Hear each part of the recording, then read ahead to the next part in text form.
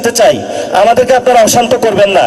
যদি আমাদেরকে আপনারা অশান্ত করেন তাহলে আপনারা অশান্তিতে থাকবেন।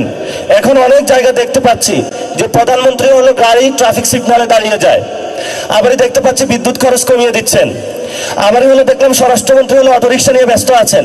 কিন্তু একদিকে হলো ধর্ষণ হচ্ছে, আরেকদিকে হলো বিভিন্ন জায়গায় খুন হচ্ছে। তো এটা হলো বিপরীত একটা মুখী প্রতিক্রিয়া।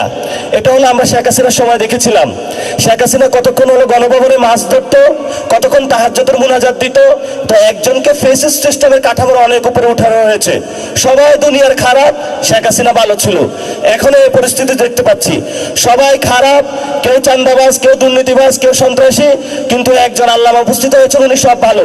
উনি ট্রাফিক সিগন্যালে দাঁড়িয়ে যান, বিদ্যুৎ কমিয়ে দেন, সব কিছু উনি ভালো কাজ করে। কিন্তু আমি আপনাদেরকে অনুরোধ করব, আপনারও মেয়ে সন্তান আছে দুইজন, আপনার ওয়াইফ আছে, আমাদেরও মা বোন আছে। অনেক কষ্টের জায়গা যদি এই গণ অভ্যুত্থানের পরে কোনো বোনদের আমরা দর্শন হতে দেখি, প্লিজ মাপ চাই। বাংলাদেশে দর্শন আপনারা বন্ধ করুন, দ্রুত উদ্যোগ নিন, নাহলে আমরা রাজপথে নারীদের নিয়ে কর্মসূচি দিতে বাধ্য হবো ইনশাআল্লাহ।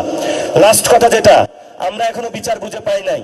এই যে যারা শহীদ ফ্যামিলি আছেন, আহত ভাইরা আছেন, তাদেরকে শেখ হাসিনা খুন করেছিল, আবার আওয়ামী লীগের অফিসগুলো খুলে দেওয়া হচ্ছে।